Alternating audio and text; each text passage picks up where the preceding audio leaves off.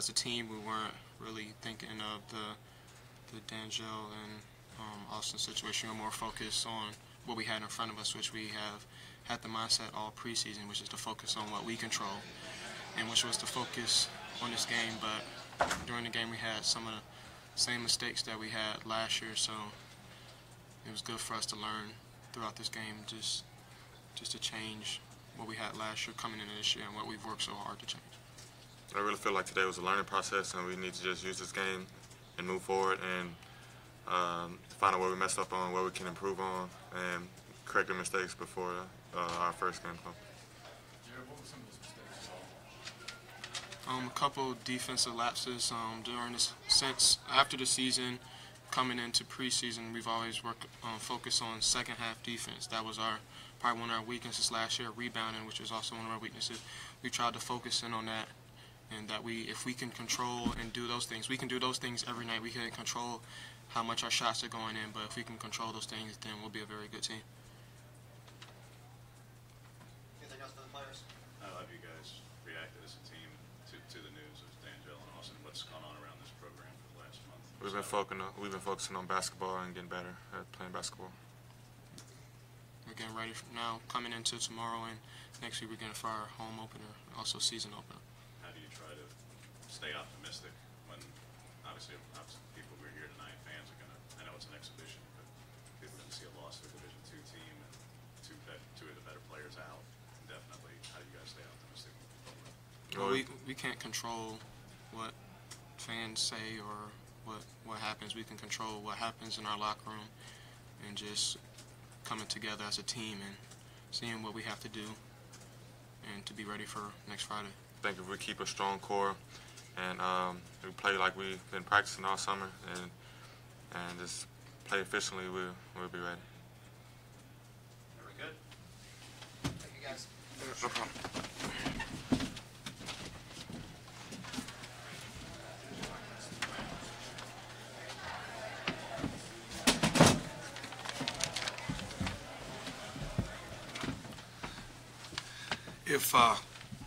If that was just another basketball team or another Division I team, we'd all come in here and we'd be talking about how tough their stuff was to guard, how well they shot it. We'd talk about the two guards that played so well. But because it's a Division II opponent, you know, people are going to look at that and go, oh, wow. I coached in Division II for 9 years, and I can tell you that high-level Division II basketball is better than low Division I. The players are better. They're older. They're more experienced. You know, that was an NCAA team from a year ago. And so if the kid misses the last open three and we win by 3 or whatever it is, you know, are we going to feel, we'll feel a little different because of the outcome. But the reality of some of our challenges won't, you know, are still going to be the same. Really disappointed in defense because we've made so much progress. I think a lot of it has to do with the opponent. But my best defensive guard is Davion Mitchell, and he was in foul trouble. The adjustment that I will consider making pretty quickly is having Jared and Davion playing at the same time, because those are two of the better defensive guards I have. They're two of the quicker players, and when I rotated Bryce, Mustafa, and Malik in there, defensively those guys struggled, particularly Mustafa and Malik. They struggled defensively.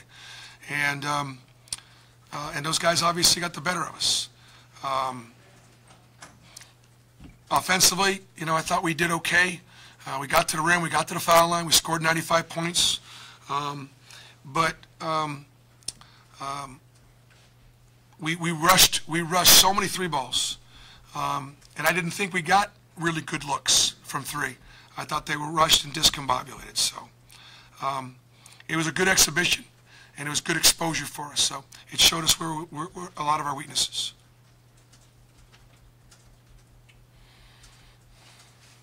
Bruce, just where it is an exhibition, Right. And they are the number 12 Division II team. But for folks who hear the news today of 2 of your top 3 players being out indefinitely, and then see a loss like this to a Division II team first time in, I believe, 7 or 8 years that that's happened here. What is is there cause for optimism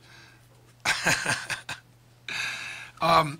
I'd be optimistic. We got a good team, and we lost to a good team. And I think they get reason to be optimistic because we've got a lot of weapons. We've got good depth. And, you know, I could just tell you that I'd say about half the roster didn't play as well as they typically play. We had 4 or 5 guys that did not play well. That doesn't happen very often. And so I think that contributes a lot. Yes, certainly D'Angelo and Austin are 2 of our top 3 players. And but we've got enough right now without them to still be able to win. And so I'm not discouraged. It's not to belittle your point, but when you say that they're hard to guard, and a lot of it had to do with the opponent, you're going to have teams on your schedule early on that are going to be hard to guard. There's a lot of teams in this league that are hard to guard. Is there things that you're worried about on your defensive end, just going back to bad habits, just like they did last year? I just say that, for example, we've got some big wings that have got to be able to move their feet and stay in front of quick guards, and that would be a concern. I thought we did a good job in the post. We could have improved our rebounding a little bit. They got some 50-50 balls and things like that. That again, those are things that we've really worked on. It's probably going to be a difficult film to watch because it's going to expose some bad execution. But I still saw a lot of positives out there. What's Austin and D'Angelo's path back to the court? Is it just on the court? Can they apply for reinstatement? Are they in a holding pattern of sorts? It's an ongoing investigation, and it's got to run its course, and we will be able to determine their eligibility over hopefully a very short period of time. But it's still. We're still not in a position where we can determine their eligibility yet, so therefore, out of caution, they weren't eligible to play. So you're still handling it in-house? It's not an issue? It's indefinite. It's indefinite, which means it could be short or it could be longer, and we don't know because we don't know the details. So for clarity's sake, they're neither ineligible nor eligible. They weren't able to play today because we could not certify them as eligible, and I hope we're going to be able to. And if we are, then they would play. If we're not, they won't. I'm not going to take any more questions about that because I've already answered enough. Will be able to practice. What's that? Are they going to practice with you guys? Yeah, they've been practicing. I mean, Austin's not been practicing because of his leg. He's getting closer. I would think that this week he might be able to practice later on this week. He's really getting close. How have they reacted to the decision? I think that they probably had an idea, but we've been practicing every day. Obviously, we haven't had Austin, so there's been no adjustment there. And D'Angelo's he's a terrific player, and he's playing his natural 3 position. And we definitely missed them both, but we're still good enough to win early in our season. You said there could be a determination in a short period of time. I don't know when. I don't know when. Okay, So I don't know that. Take it one day at a time, and when they're able to. When they're able to be eligible, they're eligible. They can't travel until they're eligible. Any concerns, Bruce, about a small front court, especially to start the season? Yeah, a little bit. Yeah, I would be concerned once we get into SEC play. And Deshaun Murray's a really good player, and he did struggle tonight a little bit. I mean, and I think the other thing too is we have a lot of respect for Deshaun, and he does really well. And when one of your better players now doesn't play well, it was a little bit disruptive. But his attitude is great, and Deshaun's got the ability to be a good, positive leader for us. To go back for a moment, Bruce, because this is an indefinite situation, have either D'Angelo or Austin expressed an interest in pursuing professional opportunities?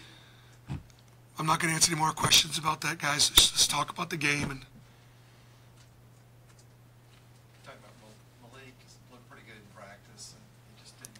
yeah, yep. I think part of the thing with Malik is because he's not been able to pick up on the system very quickly. So as a result, he's out there thinking, and he's not playing.